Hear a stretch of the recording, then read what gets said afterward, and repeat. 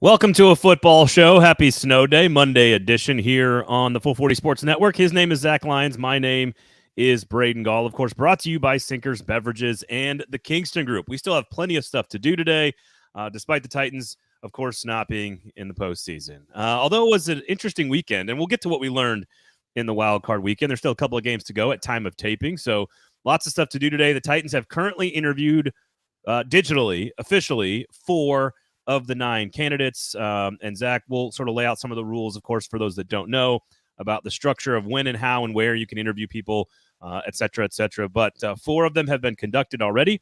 We'll get to your thoughts, Zach, on all 4 of those candidates. We touched on some of those candidates at the end of last week's episode, but last Thursday's show was more of an autopsy, and that's all behind us now. It's all time to look forward. It is all time to establish the future of the Tennessee Titans. So we will do that.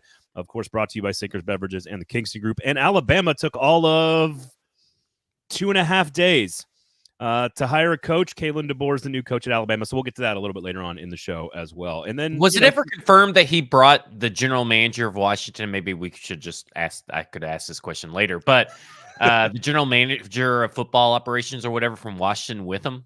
Tune in later for that answer. All right, there you go. We know for sure that he didn't bring his offensive coordinator. we know that for sure. Ryan Grubb putting out a major statement. So, yes, we'll talk about the playoff games. We'll talk about Alabama's new coach. We will talk about the Titans hiring candidates mostly today on the show. Sinkers Beverages, of course, today. I sure hope everyone went to the Sinkers Beverages over the weekend and stocked up on everything that they needed, because the next few days you might need some company at home. So get out there and have fun, but be safe. But you need some beers, you need some wine, you need some champagne, you need some liquor. Sinkers has you covered. Of course, their sister store, Bluegrass Beverages, up in Hendersonville, proud sponsor of Football and Other F Words. Make sure you check out that show and that store if you're in the area. Just search Uber Eats. I don't know, Zach, should we tell people to get people to deliver booze in this weather? I mean, I drove around this morning already. It seems okay, but hey, listen, if the Uber Eats driver is the one that's taking the risk, it's not you. So so search Sinkers on Uber Eats, of course, and have the booze delivered directly to your house. They drive so you could drink. I do find the way people, like the number of trucks that I see in ditches already today, it's just comical to me. I know we don't get a lot of practice, but driving in the snow is really not that hard. It's just not that hard. So go to Sinkers Beverages, of course, get yourself some booze for this week. You're going to need it. And, of course, Kingston Group, buildkg.com. Make sure you check them out. Their social profiles, give them a follow there, turn on the notifications. Really great stuff. And if you have a big decision coming up about your house, buying, selling, renovating, make sure you talk to the Kingston Group before you have a conversation about anybody else. Speaking of conversations, Zach, I want you to kind of lay out 2 things quickly for everybody. Number 1 is quickly give everybody the rules, because I think as of today, Monday, I don't know the rules. Well, so there you go. The interviewing. So, I all I know is that at some point after a game is played, you can interview a coach. Okay. And I know at some point, I don't think in-person interviews or hires could be done at divisional. You didn't really ask me to look up to know the rules or anything, and I really don't care to know the rules over anything. I think it's 3 days, and then there's all different benchmarks. Like, for example, I think it's 2 days, because I think someone tweeted last night that Tuesday, I think Quinn's interviewing tomorrow. I think it was announced just a few minutes ago that Quinn's interviewing tomorrow. So I think it's 2 days. So Bobby Slowik, I think, can be interviewed. I thought it was 3, so I thought he had to be interviewed tomorrow. Houston played on Saturday, of course. So we shall see. But either way, you have to wait a couple of days for some candidates. You didn't have to wait for Mike MacDonald, I should say, the Baltimore Ravens defensive coordinator. They were off this past week. Of course, Mike Kafka, his season was over, so they interviewed him. Antonio Pearce, his season was over, so they interviewed him. And I think you have to wait 3 days also at the end of any season before you can officially have a communication with somebody. So Brian Callahan, same deal there. That's why those 4 names. Brian Callahan, offensive coordinator for Cincinnati. Antonio Pearce, interim, maybe future head coach of the Las Vegas Raiders. Mike Kafka, Giants OC, and Mike MacDonald, DC for Baltimore, have been interviewed, all in digital. The rest of them, of course, on the list. The other 5 names will be interviewed at some point over the next few weeks, depending on the timing of it all. But that's sort of just the rule. There you go. Quinn is interviewing on Wednesday. Yeah, so I think it's 3 days. But all that matters is what happened on Sunday for Dan Quinn, potentially. That was just so he could get Mike McCarthy out of there so he could take the Dallas Cowboys job. I don't disagree with you on that.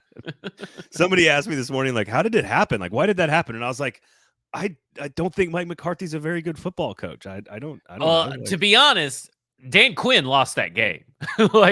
But I think he lost it on purpose because he did something that we could talk about later, but he did something that he had not done all season long. And that seems to be the MO for Dan Quinn, but also the MO for Mike McCarthy. I think they're just a bad tandem. I tend to agree with that. So obviously a brilliant showing by Bobby Slowik against a very good Browns defense for CJ Stroud, although certainly the defense and D'Amico Ryan's unit got a few big plays in that game. But what we learned from the wild card, we'll get to. So I guess let's start. I want you to kind of break down, because if you want to follow these along in more intimate detail, please subscribe, stackingtheinbox.com. And we've got 2 defensive guys and 2 offensive guys. We'll work our way through each one of them, and I'm going to get Zach here to describe all the things he learned. And I also have Slowik. I mean, Slowik I'm in the midst of finishing my Slowik thing, so that's why I put him on the list yesterday. Awesome. I can't wait to get to him, because I find him to be the super, super interesting out of all these guys. So let's start with Mike MacDonald first. I think that's the one you put out today or yesterday. Yes. It's one of your most recent ones. So again, stackingtheinbox.com. Make sure you check that out. Baltimore defensive coordinator, 36 years old. I'm going to set you up like this, and I'm going to try to do this for each one and then have you run with it. It strikes you. You say in your piece there is one major pro and one major con. What are those for Mike MacDonald as a Titans head coach? Well, I jokingly say, of course, he's named Mike, so you don't want anybody named Mike on the staff anymore because we're sick of it. It's just a little joke, right there. And then, of course, the coaching tree does not inspire any confidence. The Harbaugh coaching tree is Chuck Pagano, Mike Pettin, David Coley, and Vic Fangio. If you Google coaching tree, people try to church it up, adding Rex Ryan and Hugh Jackson, but they fall under 2 entirely different, coaching trees before, they're crossing with John Harbaugh. I believe that the assembling a staff is a pretty big con for me, just because if you look at the offensive coordinators, it leaves a lot to be desired. Not a lot of experience, not a lot of proven guys. And then if you look at the defensive coordinators, they're really good. But again, you're talking about a list of maybe 5 guys. So when you look at this, when I look at head coaching candidates, staff is a real big important thing. And that's really what people talk about. They always ask you, like, who do you think Brian Callahan could bring? Or who are some of the people that so-and-so could bring? And he kind of has a weakness in that regard. Despite being with the Ravens for a while, there's just not a lot of people that you can trust or that don't have jobs currently elsewhere for that same position. Because remember, you can't make a lateral move. You have to add in some kind of crazy promotion and or title to that. But his pro is that, like, he is legit probably one of the smartest people in this coaching cycle. But I think if you asked around the NFL, he may be like legit one of the smartest people in the entirety of the NFL, including Sean McVay, including all the head coaches and everything. It's very like how we talked about Saban last week about how if he wanted to do this, he could be that. He would be the best at that. Right. That's what people describe Mike MacDonald as. But I heard someone today. Oh, it was Easton on the Hot Reid podcast. I just got done listening to like a clip that he just put out. And he calls Mike MacDonald a leader of men. I don't think I'm sure he's a leader, but I wouldn't put him as the leader of men category. I would put him way separate from that, because I don't think that not all defensive coordinators are leader of men. I guess I should throw out there. And I'm not saying that's what he's saying, but I think from everything I have read, leader of men is not a descriptor that would not be a top 5 descriptor for Mike MacDonald. And putting that out there may turn people off from Mike MacDonald. If you package the Mike MacDonald conversation with the Antonio Pearce conversation, I think it's very clear to see the Antonio Pearce, that side of Antonio Pearce, versus when you read and study Mike MacDonald, it is far more almost like an offensive coordinator. He's talked about like he's an offensive coordinator. Like there's this scheme here, and like every player knows everything about everything, and like the way he teaches this skill that helps that other player, and like he's changing it from week to week based on what they're doing. And I think adaptable is the word that you used in your story. Mm-hmm. And when you study him around the league and sort of the way people talk about him, is that this is like a nerd, for lack of a better term. And a lot of times that is reserved for offensive coordinators. Like that's his style, and just wicked smart. Here's the thing. I want to, the point of this show to me is, as we go this episode and probably Thursday, and then maybe a few others when we dive into these candidates, is just to try to tell people as much as we can about who they are and let fans make up their own mind about whether they think the Titans made a good or bad decision. We'll have our own opinions, but we want to try to just like talk through who these people are. And I think the other side of this equation is philosophically what's important. And I do have a question about sort of the coaching ties that we can get into in just a second. But if you compare Pearce and MacDonald, the two coordinators that are on defense that they have interviewed, I know you and I don't necessarily think they should go defense, but Pearce is the one who strikes me as the rah-rah leadership guy, culture builder. It's why the players are coming out for him in Vegas. Proactive, and it strikes me, MacDonald again strikes me as like this defensive wizard type of description. And those are two very different personality types, frankly, and it makes sense. Pearce is a former linebacker who coached under very fiery individuals. So MacDonald is being described as like, if he wasn't probably like my size growing up, he would be playing football. Like if he was like, he's one of those guys that just his physical limitations as a human prevented him from pursuing football full time. You know what I'm saying? Like this is his love. This is his passion. And I think you're right. The big difference between these two candidates, the two defensive candidates, and really the difference between Mike MacDonald and the rest of the defensive candidates in this group is, to me, he is a nerd. And like he is a guy that is valued by both Harbaughs. They kind of like passed him off to kind of help each other, you know, situate and create some things. But this is a guy who came in and in 1 year flipped the entire defense around from what it's known since 2017 under Wink Martindale. And Wink Martindale is a man coverage, hit you in the mouth. We're going to blitz the shit out of you and hope our corners can hold up. That's how we're going to play the game. And here, what you're talking about with Mike MacDonald is a guy that, like you alluded to earlier, he changes it from week to week. 1 week, he's going to hit you with like two high safety and zone blitzes. And the next week, he's going to use cover 6 and then have people flood the lanes. Like he used cover 6 mainly in back-to-back games against San Francisco and Miami Dolphins, but he used it 2 different ways. He used a cover 6 zone scheme against San Francisco, and he blitzed them because he knew that would be the way to rattle Brock Purdy, and they were able to get their hands on some tipped passes and shift that game wildly in their favor. And on the flip side, 1 week later, it's still what you see on the San Francisco film, right? It is the shell of it, the way it's deployed, it's cover 6. But instead of blitzing, all those players drop back into coverage and just fill up as many passing lanes as possible to make it tough for Tua Tagovailoa to be able to do anything. So, like, that's what he does. There's games, he shifts it around. There's games where he uses man coverage, zone coverage. You know how it's called front multiplicity and coverage consistency? This is just multiplicity times multiplicity times multiplicity.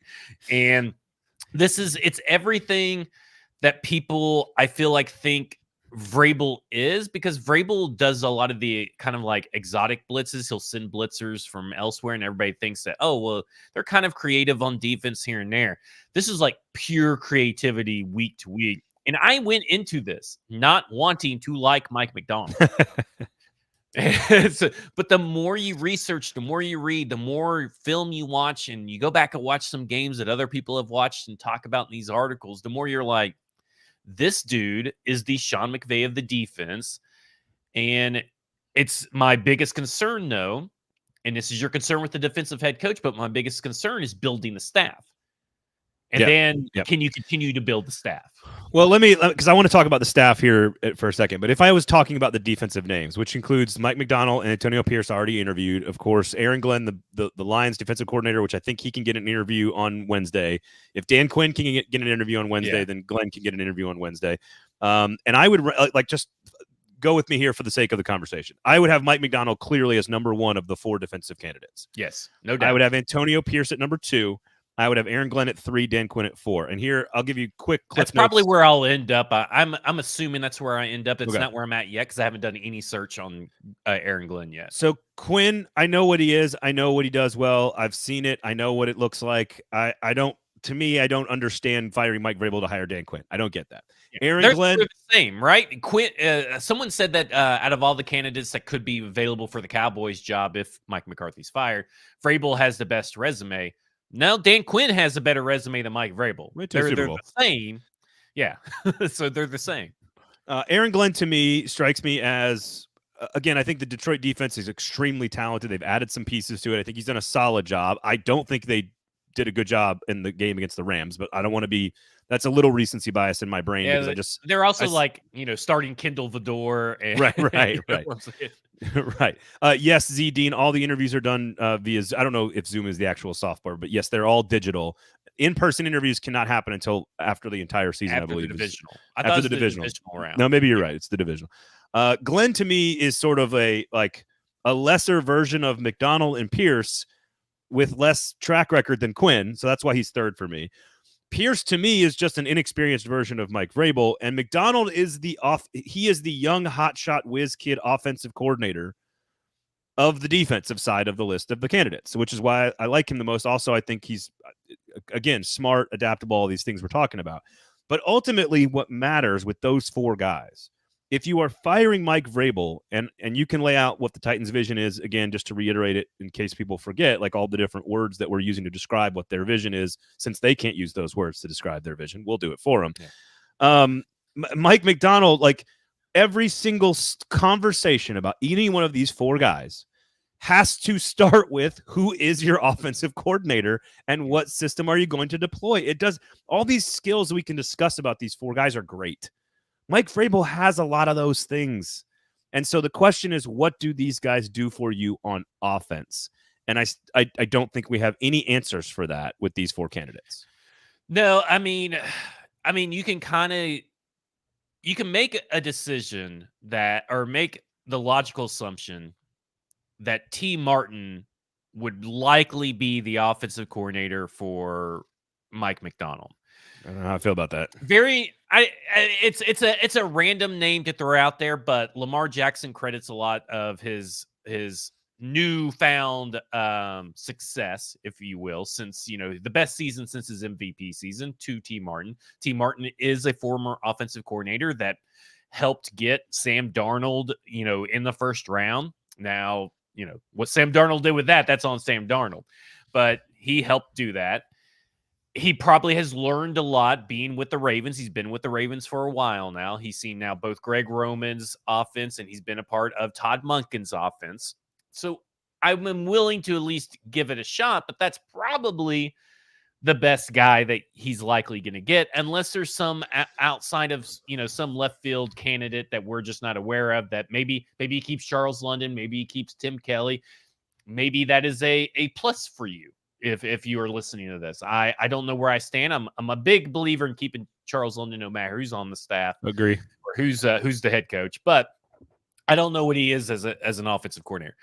But if you're looking at the vision, innovative, evolved, sustained success, aligned and collaborative, this is that guy. That perfectly describes what Mike MacDonald is for the defense, what his viewpoints on football in general are. This is a guy that has sustained success no matter where his stop has been, whether it was at Michigan, where he totally flipped that defensive program around and has left it in a much better place where the defensive coordinators that are currently there are able to sustain that success. He at every stop for every position that he coached at the Ravens, you're looking at all pros. Now he's a defensive coordinator, and he has done tremendous as a defensive coordinator for the Ravens. So he meets all that more so than I feel like the others do by far. And I feel like he does just as much as on the defensive side meets those criteria as the offensive coordinators. Chris says you don't want to hire T. Martin right now if you're the Titans because you don't want to alienate a big part of your fan base when you end up firing him right as you're trying to close out PSL deals. Here, I think T. Martin would be a disaster. I know too much about the offensive scheme and all the stuff he's done. I think it would be a disaster. Now, let me ask you, but I agree that MacDonald is the best option of the defensive guys. I think it's because of all the things you've said and all the things you laid out in your article. I think if you're talking about smart, innovative, George creative, Godsey's probably the guy, by the way. I forgot about George Godsey being on the list. Okay, George Godsey. Oh, I know what you're talking. Yeah. I also do want to ask you real quickly who you think should be kept off the staff, but we'll get to that in a second.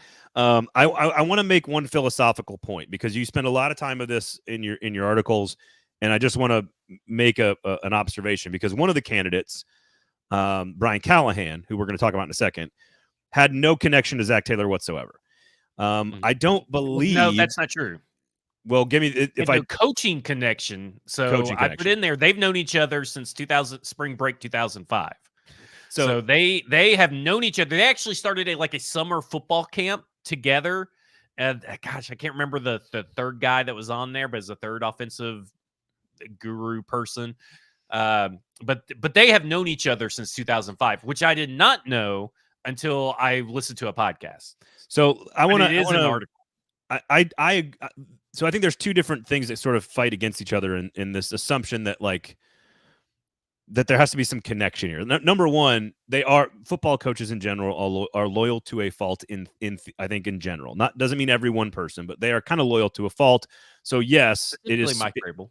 It is smart to look at sort of the connections and all that stuff. And that's all very smart to do because I think coaches are loyal. That's why I said I don't know if outside of straight connections, unless there's someone that we're just not aware of that he has never worked with or maybe he's friends with, just like Zach Taylor and Brian Callahan. We just don't know who that guy is. But what I would say, though, to you, having just wandered around at the Grand Ole Opry or the Opryland Hotel with the AFCA, which is the American Football Coaches Association, was in town last week.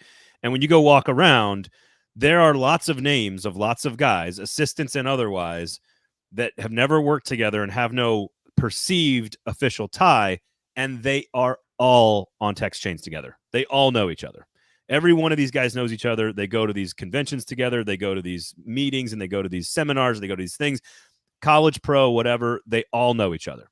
And if you know John Harbaugh and Jim Harbaugh and you're Mike MacDonald, you know everybody else at that point. So I don't think that, I think these football coaches talk more than middle school girls. Like they all know each other. And so I don't think it's as important to study who you've worked with as it is to who you've learned from and sort of who has dubbed you as good enough. Like Mike Kafka, which we're going to get to in a second. I'm not a huge fan of that hire. I don't think it would be a great hire. You're probably in agreement with me. But the fact that my people misinterpreted my tweet like he had been hired, and I was like, no, I just got done writing an article, and I just extremely would be upset if they hired.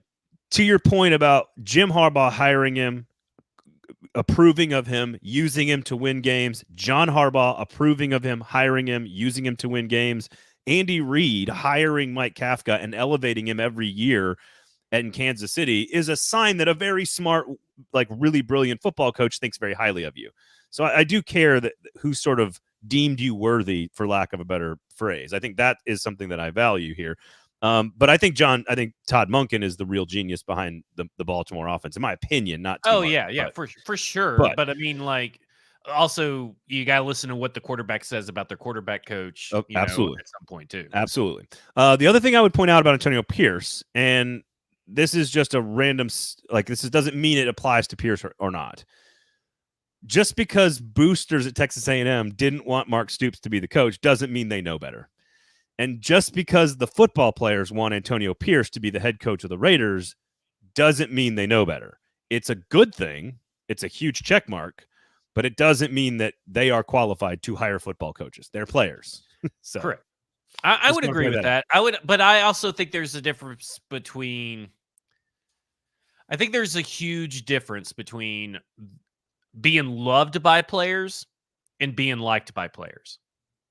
And I think that Mike Vrabel is liked by his players. I think that Antonio Pearce is loved by his players. because they're proactive about wanting Antonio Pearce, and they have been since he took over as the head coach. Whereas Mike Vrabel is very reactive. You have to ask people if they like Mike Vrabel or not.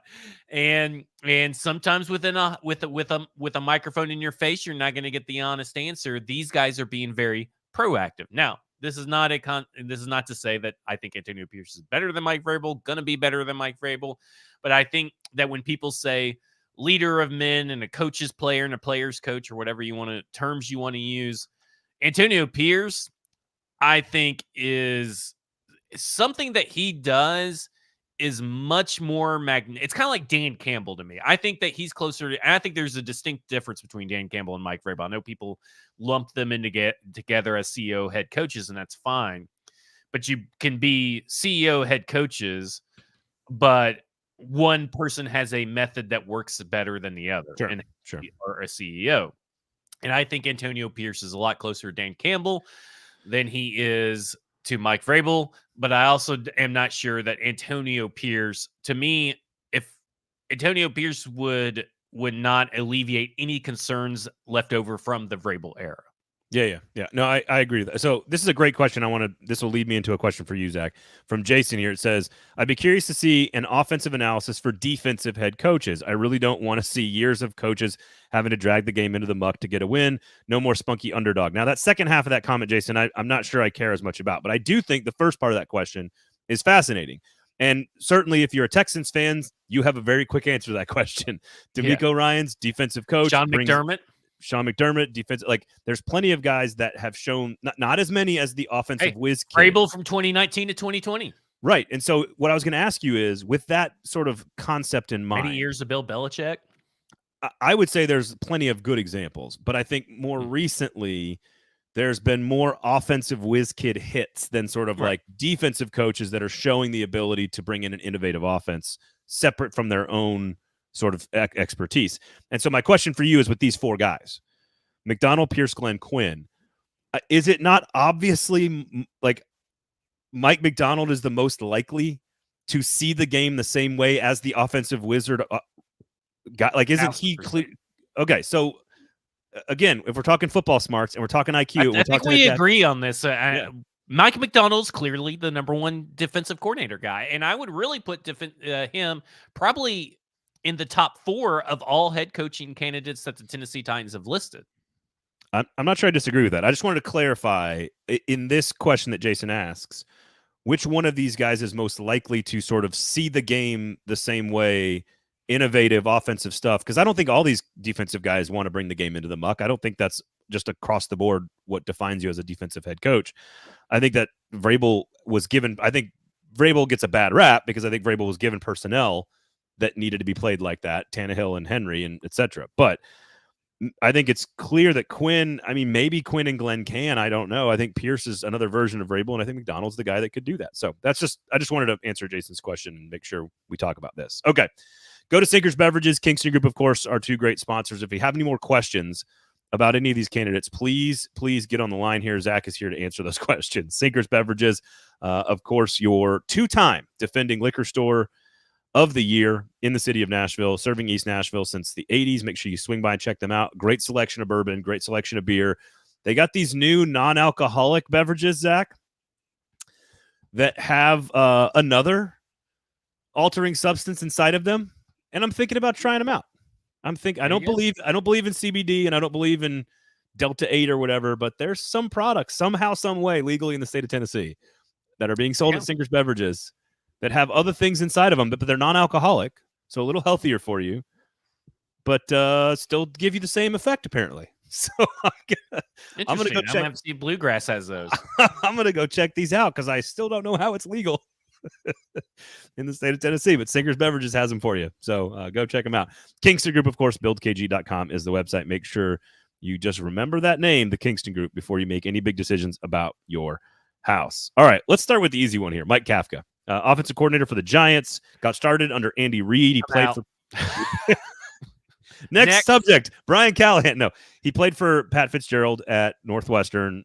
Very smart quarterback, very productive quarterback in college.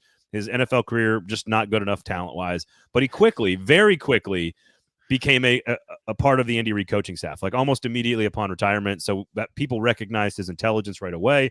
He gets onto Andy Reid's coaching staff. He worked with Mahomes when he was kind of in his redshirt year there behind Alex Smith. He kind of gained in title each year, was never a play caller or a coordinator, but he gained in title each year. And then he goes on to work for Brian Daboll. So again, two very smart offensive minds that sort of tabbed him as good enough is a positive in his camp.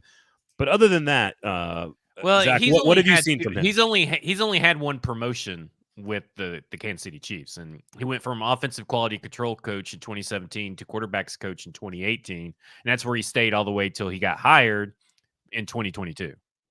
You keep saying he gets a promotion. Well, he was added. Maybe not in title, but he was given. There were more responsibilities. He became passing game coordinator, I think, as well. I think in there, or passing game quality control, or something like that. The point is that he learned at the feet of Andy Reid with Mahomes, and that's a double-edged sword because Reid and Mahomes get all the credit, right? As they should. But it also means that he's a smart guy. That really smart people said, "Look, you're good enough to work with us." So that's all. Brian Daboll, I'll tell you one person who absolutely loves Mike Kafka, and that is Daniel Jones's agent, because he got Daniel Jones paid off of one good year, and then that whole thing came crashing back down to earth. I am totally 1,000% against Mike Kafka. I do not like Mike Kafka. I think he looks evil. He looks Nosferatu. Blade would immediately, even if he was human, would not know that he was human. He would think he was a vampire. And he might be like the nicest guy on the entire list too. He's boring. We know that because his mom even came out and said that he's boring. Wow. He's just not good. And I look at how he deployed. They drafted Jalen Hyatt. They got Paris Campbell. They got Richie James. They got all these guys that they ended up either not keeping or cutting and all this kind of stuff. And Campbell, who is a deep threat, Paris Campbell, who is a deep threat, went 4 for 6 for 21 yards and 6 of 6 for 24 yards in back-to-back games. He was never used as a deep threat, averaged on the year 5.2 yards per reception. On top of that, he averaged 3.9 yards per target. Utterly ridiculous. And we know that Jalen Hyatt has shown the ability to get open deep, but they just wouldn't do it. They would not unleash him, and he did not get used appropriately. They added all these weapons around Daniel Jones and didn't use any of them. I am so far out on Mike Kafka. I think the only saving grace is if he were to bring Eric Bieniemy, because his staff sucks.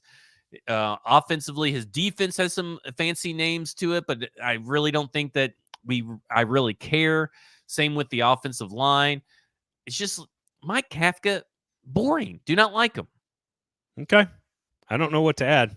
I think he's the most unqualified of the offensive minds potentially for this job. I think he's the most unqualified, but totally unqualified. It doesn't mean that in a couple of years he wouldn't be qualified, but that doesn't mean the Titans should be the ones to go early, quote unquote, on a guy like this. I haven't double checked it yet, but Kenneth says that Caleb Williams has done the obvious and declared for the draft. I know JJ McCarthy also declared for the draft as well as Blake Corum. So we can confirm some of that stuff. Square Up says, this might come off as sarcastic, but what even are the negatives of Ben Johnson? We'll get to Ben Johnson in just a second. He has not done the interview yet. I haven't really done a lot of research on Ben Johnson, so all I can say is that he is from the Adam Gase coaching tree. So that is a massive, massive negative. If you want. Doesn't mean he's not going to be a good coach or a good hire, but that is because we're all guessing. If you want one massive negative, there you go. So what we're trying to do is go through and the ones who have already interviewed officially kind of break those guys down. And as they interview, we'll give you some more information. So let's get to Brian Callahan, which I think, if you've got Mike MacDonald, let's say hypothetically at 4 out of 9, let's just say, I'm assuming Brian Callahan is above Mike MacDonald. He's currently my number 1 with the, and I think right now because I'm almost done with my Bobby Slowik piece. Brian Callahan and Bobby Slowik can build very similar staffs. Now, the big thing with Brian Callahan is that he has more experience as an offensive coordinator in the league, and he could quite possibly, if he chooses, and his dad chooses to come with him, give his dad assistant head coach Bill Callahan, assistant head coach title / offensive line coach, because that's what you would have to do because he just signed an extension with the Cleveland Browns as their offensive line coach, and bring him on. So offensive line coach is where he has the I guess the tiebreaker between him and Bobby Slowik, besides experience. But when you're just talking about building a staff, because I know that I have talked about how Brian Callahan's staff is one of the best staffs, has the highest chance to succeed. But if you go look at Bobby Slowik, he has a really, really good staff that he could pull from his history with San Francisco, the Texans, and Washington back in the day. So to me, it's like I look at it and I go, Brian Callahan is my number one.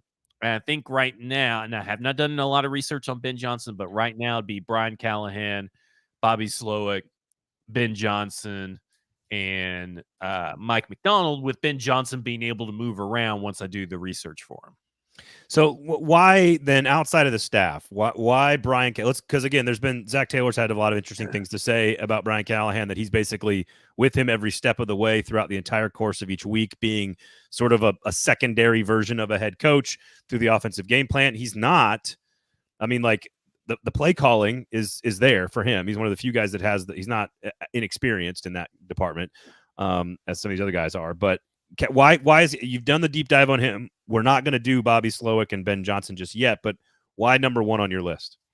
It's in his DNA. Like it's in his DNA. There are stories that you can find about him coming, home from school or summer break and talking shop with Rich Gannon, and Rich Gannon being super impressed and knowing like right away that he was going to be a head coach in the NFL at some point. Since he was born, Bill has been in the league since he was born, like been in the NFL coaching. So you don't not pick up on stuff, right? His dad's been a head coach. His dad's been position coaches, offensive coordinators. You don't just not pick up on stuff. But he's also like, when you hear Rich Gannon talk about him, when you hear Peyton Manning talk about him, that will perk up some ears for our volunteer fans. He's described as the quarterback's coach, not the quarterback coach, not like the position. He's the quarterback's coach. He has talked to so many and coached up so many different quarterbacks of different personality, of different outlooks and study habits and learning habits and all this kind of stuff, and it has molded his communication to them around them. You won't find a bigger difference between discussing and breaking down film with Peyton Manning and discussing and breaking down film with Tim Tebow. There could not be two more dissimilar, quarterbacks that he has coached and broken down film with and helped. And that's what he has done. That's what he's done through his whole career. And when you're looking at the staff he can bring, the responsibility he's had since 2019 with the Cincinnati Bengals, what he's done with the Cincinnati Bengals and Joe Burrow and Jake Browning, what he's been able to communicate with amongst all the staff. Like Zach Taylor can go away for 4 or 5 hours, and here comes Brian Callahan. At the end of the day, they meet up, and he handled everything for Zach Taylor. Like anything that Zach Taylor couldn't get around to as a head coach in day-to-day activities, he's got to handle. So to me, Brian Callahan has everything that you could want, every quality, theoretically. Like that's what we always talk about, right? Theoretically. All of this is theoretically. Yeah, theoretically, he has everything you need and want from a head coach, and he has the staff that could come in. You look at first off, Wink Martindale apparently knows like all these coaches, by the way, which is just insane. But you're talking about Ed Donatel, they all know each other. Yeah, everybody knows each other. Ed Donatel, former Vikings defensive coordinator. You got Corey Unlin, Texans defensive passing game coordinator, who I really like, and he's also available for the staff over at for Bobby Slowik. Chris Kosarek also could be brought over there. Derek Ansley, Terrell Austin, Tony Oden, who's also Tony Oden, Bobby Slowik, Jack Del Rio. Some of these are not exciting names. Like I'm kind of out on Jack Del Rio. James Betcher, okay. You can get me there.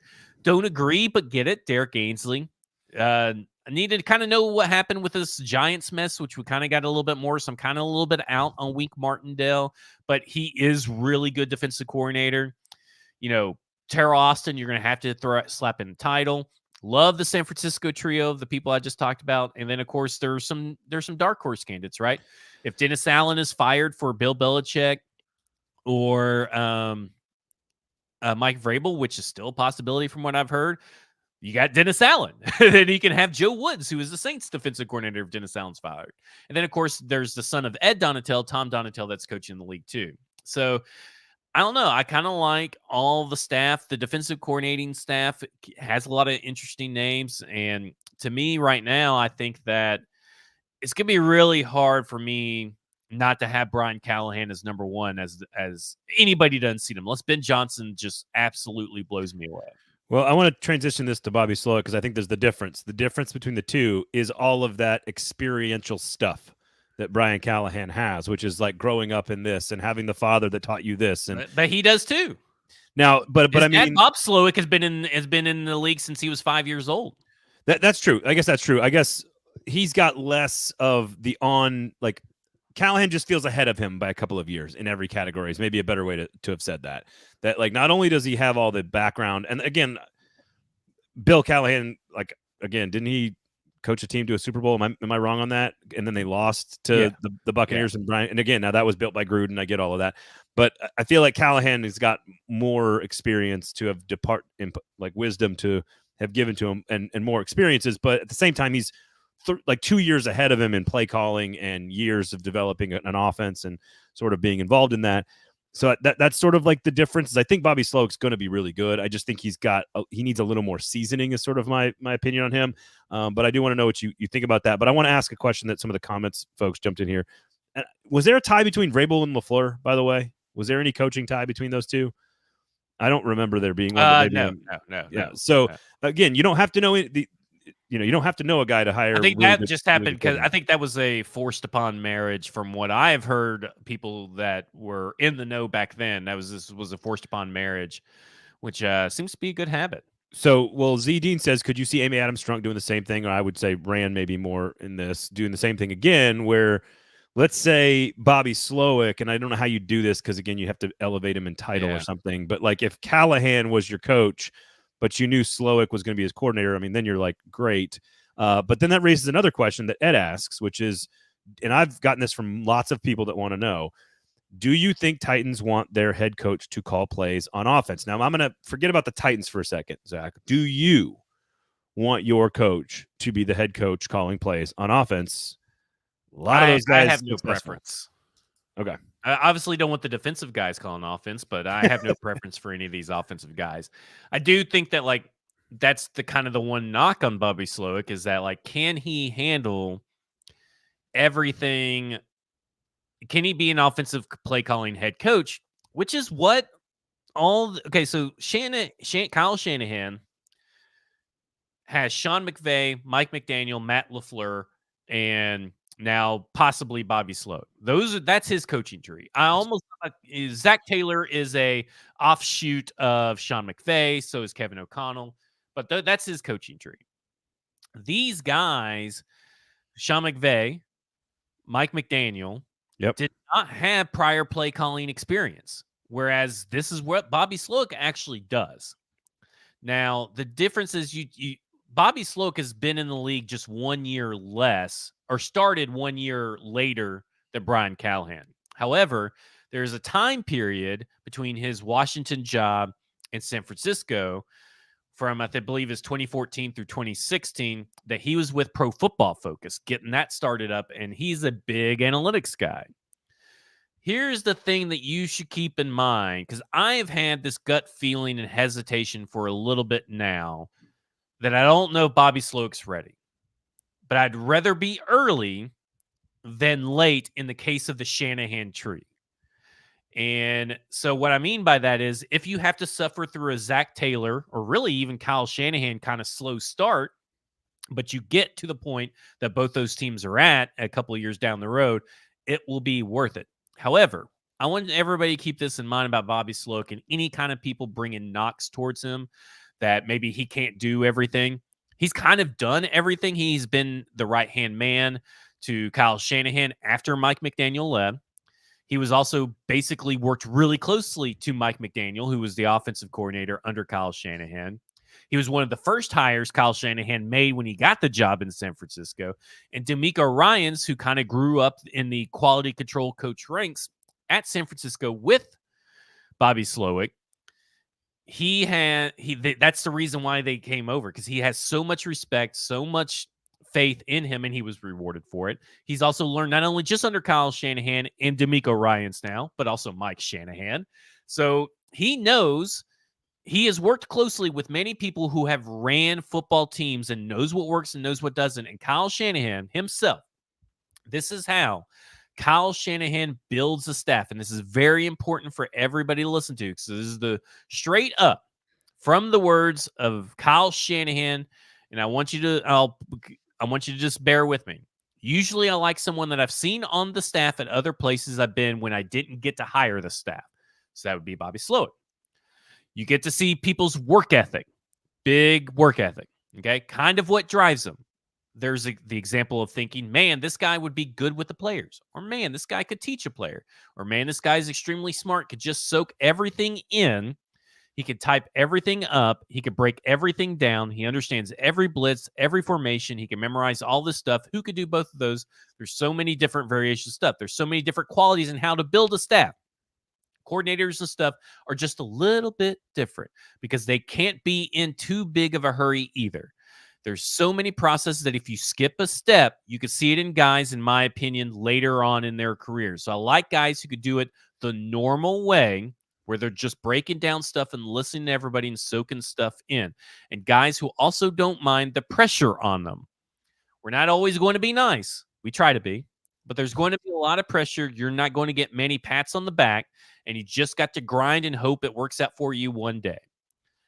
He has been with Kyle Shanahan where he didn't get to build the staff with Washington. He was one of the first hires in 2017, has been on staff from 2017 and has gotten promoted and gotten several different title bumps. And he was specifically moved from the defensive side of the ball, which is very important because he spent a lot of time on the defensive side of the ball where his dad made his career, NFL career, on the defensive side of the ball. So that's the weirdest part of his resume to me, is the switch. Yeah. It's the weirdest part. And it worked, right? I mean, you can't argue with the results this year. I mean, and he specifically uses his own analytics. That's very important because he even in the game-winning touchdown against Todd Bowles and the Tampa Bay Buccaneers, he knew that the analytics told him that in this particular instance, Todd was going to deploy cover 4, and he knew the exact play to call up, and it was a 15-yard pass to Tank Dell. Now, listen, the drawbacks are that this offense that he has built around CJ Stroud is not going to be the same offense you can build around Will Levis because Will Levis is not accurate. Yeah, he's not CJ Stroud. So it's going to have to be an entirely different looking offense. But I think Bobby Slowik could build it, and he has a staff that he could build that would be very fucking impressive. Ultimately, I'm just curious if like the Bobby Slowik analytics dongle will like marry with like the Ran Carthon Chad Brinker dongle. Like those computer systems have to talk to each other. So we've seen what happens when there's a female they don't talk port to each other. There's someone's got the male port, someone's got the female port. They'll connect. Well, we've seen it. It better get the operating systems better be able to communicate. Between the two analytics. I would think that Ran Carthon's experience in the San Francisco 49ers, they would communicate. I would agree with you on that. So here's the thing. Like I agree. It's hard to argue with the amount of intake he has had with the minds that have been around him. And then the proof this past season with a Houston roster. Hype check for me though. Like he's kind of like maybe too nerdy. No, I've talked to PK. Like he's not like a cool nerd like Mike McDaniel or like a suave nerd like McVay or is McDaniel a cool nerd? Oh, he's awesome. I would love hanging out with Mike McDaniel. Looks like he's Miami Coke chic is what he is. I just don't know if that's cool or not. What I'll say is I love him. I like the flat bill from Shanahan though. I like that. I don't like the McVay ripped up. But here ultimately somebody was asking me this about Auburn over the weekend. Like why can't Hugh Freeze call plays? And I am like in college, I think it's harder to be a play caller and manage like 100 kids because you have more hands-on stuff in the game itself and in the preparation and in the install. Like you have to do so much more in college with recruiting and everything else that I think it's easier for guys in the NFL. And we've seen this influx. We mentioned all of them, O'Connell, Shanahan, McVay, LaFleur, McDaniel, Taylor, like these guys. He actually has a year of experience. Right. Well, exactly. But so ultimately I find it, I'm less concerned about an NFL head coach being the play caller. So if they decide to be that, and it's because they're the best at it, then I don't think it takes as much away from other things. The way if Lane Kiffin calls plays at Ole Miss, that might actually, you can't then go communicate with your defense and like I don't know. I think it affects colleges more than pro coaches for some reason. So I don't care like you, but yeah, I think with Bobby Slowik, I think there's a high chance that there's growing pains than with a higher chance of growing pains than with Brian Callahan. But I think that maybe his ceiling is probably a tad bit higher than Brian Callahan. So like, I think that like it's a very high, it could be a medium risk, high reward. Whereas like Brian Callahan's low risk, above average reward. Like I think you could win obviously and get to a Super Bowl with Brian Callahan. But like, I think with Slowik, you're talking about a decade of Kyle Shanahan like success. Kenneth says, do you think there are reasons that Frank Smith, who's the offensive coordinator at Miami, or Shane Waldron haven't received requests for interviews yet? It does seem like they've maybe reached their 9, right? Like, well, I have been expecting a 10th, and maybe there's a 10th that we're not aware of. But Frank Smith has only gotten 1 interview request and the entire job opening. So the NFL is telling you something about Frank Smith that we're not privy to. Yep. And Shane Waldron, I mean, I think that he's probably hoping that he gets the Seahawks job. That's been kind of floated out there, but he so I don't know. I don't know why anybody else has I don't think anybody's requested Shane Waldron to my knowledge. Maybe the Falcons they slipped it in or something. We will go deeper into both Johnsons if you want a great sentence to clip and use for socials. We're going to go deep on both Johnsons. When you get done working on those by Thursday, we'll give you some analysis of those. By then, the Titans should have interviewed both of them. But I think ultimately, you're asking me what my like loose list is right now. It would be Callahan, Slowik, and Ben Johnson in a top tier. Those 3. Slowik is the overwhelming betting favorites for whatever that is worth. I think that's got to be tied directly to his relationship with San Francisco and Ran Carthon. That's got to be what that's to. And it's moved just so quick. It was like plus 500 or something, and now it's down to plus 100. That's my bet too. I mean, I've always thought it was going to be Bobby Slowik, but again, just for the sake of, I think MacDonald's at 4, and then it's sort of like Brian Johnson, Pearce, Aaron Glenn, Dan Quinn, Kafka in that order for me. So I just think there's a top 3 on my top tier, and that would be Callahan, Johnson, Ben Johnson, and Bobby Slowik. Those 3.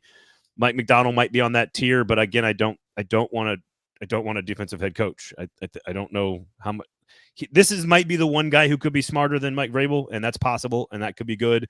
But then you still have the same exact problem about churning offensive coordinators and play call. Like, just hire the genius who runs the offense and calls the plays. To be honest, though, it never really affected Harbaugh, so maybe he's picked up something on that front. Yeah, that's true. That's true. And Harbaugh's been around so long; he's just evolved so much. It's hard to tell. Like same thing with Tomlin as well. Okay, I think that's the difference: is that he can adapt to the game, Mike MacDonald, whereas Mike Vrabel does not. Yeah, that's the argument. Okay, what else? What else we got? You want to? We kind of ran out of time to talk about the playoffs. I mean, I didn't. Well, we still got tonight's game, so we'll talk about it on Thursday. Yep. And I didn't wear pants most of Sunday afternoon. It was some fun games. The Lions game was great. Lions game was super fun to watch. Very physical, very entertaining. Lots of candidates on both those staffs for people to pay attention to. But no, my pants were way too tight on Sunday afternoon watching the Packers. It destroyed the Dallas Cowboys.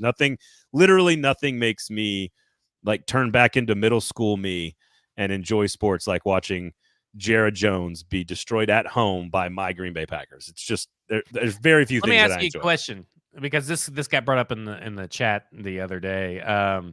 If Mike McCarthy were fired, I said that I wouldn't even touch him with the 10-foot pole if I was Tennessee Titans. No, I think I'm saying we as a shareholder of the Green Bay Packers. I think a major part of why we won that game is because Mike McCarthy is not a good head football coach. He gave up trying hard a long time ago after the Super Bowl, and I think that's I think the fire is not there for him, and I think it's pretty obvious that he doesn't know how to stoke that fire in anybody else.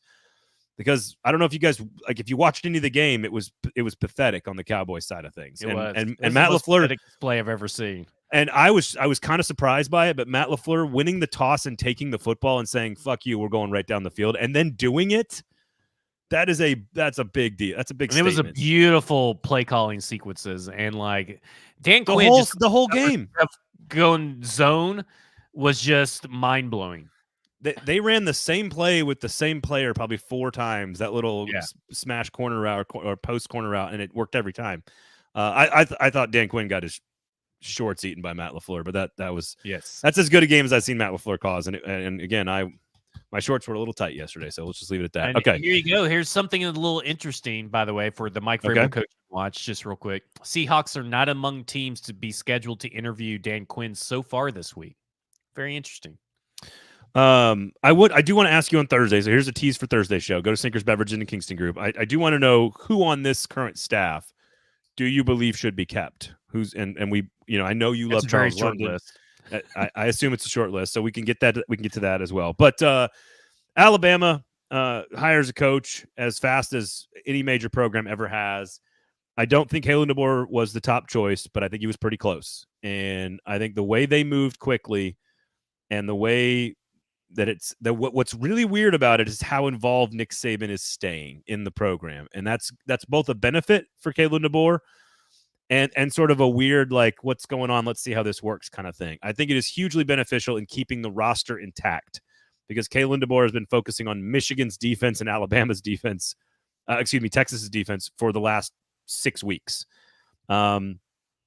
I want to ask what you thought first, and then I can give you if you want to ask any questions, I'm an open book. So I think I would summarize my feelings were like, first off, Jalen Milroe is going to cook next year. Second off, we may not yield a lot of wins like Alabama fans are used to, but sure will be a little bit more exciting than anything else you could probably have dreamed up for the last couple of years, offensively at least. And I also don't get this idea. I don't understand like all the wide receiver transfers. Did you not watch Washington play? Like, you are going to be like targeted like crazy under Kalen DeBoer. And I don't understand like Isaiah Bond leaving.